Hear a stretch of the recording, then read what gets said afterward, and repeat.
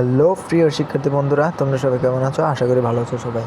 তো ইতিমধ্যে ডিগ্রি তৃতীয় বর্ষের অনেকগুলো সাজেশন আমি দিয়েছি, সেখান থেকে 100% কমন পড়ছে।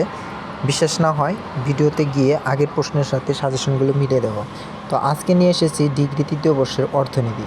তো আজকে শুধু এখন বর্তমান খ বিভাগের প্রশ্নগুলো দেবো, সংক্ষিপ্ত প্রশ্নগুলি। 1 নম্বর আছে জনবিজ্ঞানের প্রকৃতি আলোচনা করো। 2 জনসংখ্যা ও জনবিজ্ঞান অধ্যয়নের মধ্যেকার বৈসাদৃশ্যসমূহ উল্লেখ করো। 3 আদমশুমারি ও নিষিদ্ধকরণ ব্যবস্থার মধ্যে পার্থক্য কী? 4 প্রাথমিক ও মাধ্যমিক জনমিতিক তথ্যের মধ্যেকার পার্থক্য লেখো। 5 সরকার জনসংখ্যা নীতি কীরূপ বাস্তবায়ন করতে পারে? 6 বয়স কাঠামো কীভাবে অর্থনৈতিক উন্নয়নকে প্রভাবিত করে?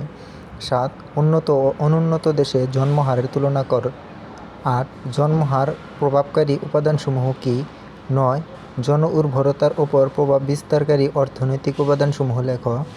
10 প্রজনন বলতে কী বুঝো? 11 মরণশীলতা বলতে কী বুঝো? 12 জীবন সারণীর সংজ্ঞা দাও। 13 হস্তান্তর কী? 14 বাংলাদেশে গ্রাম থেকে শহরে জনসংখ্যা হস্তান্তরের কারণ আলোচনা করো। 15 জনসংখ্যা অভিক্ষেপ এবং পূর্বাভাসের মধ্যে পার্থক্য সংক্ষেপে আলোচনা করো।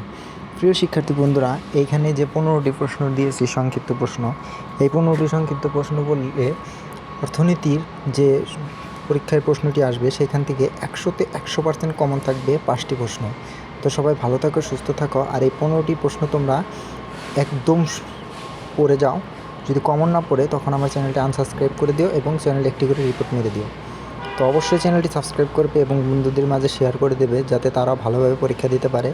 এবং সবার জন্য দোয়া করি তোমরা সবাই সুস্থ থাকো, ভালো থাকো এবং সুন্দরভাবে পরীক্ষা দাও। বাই।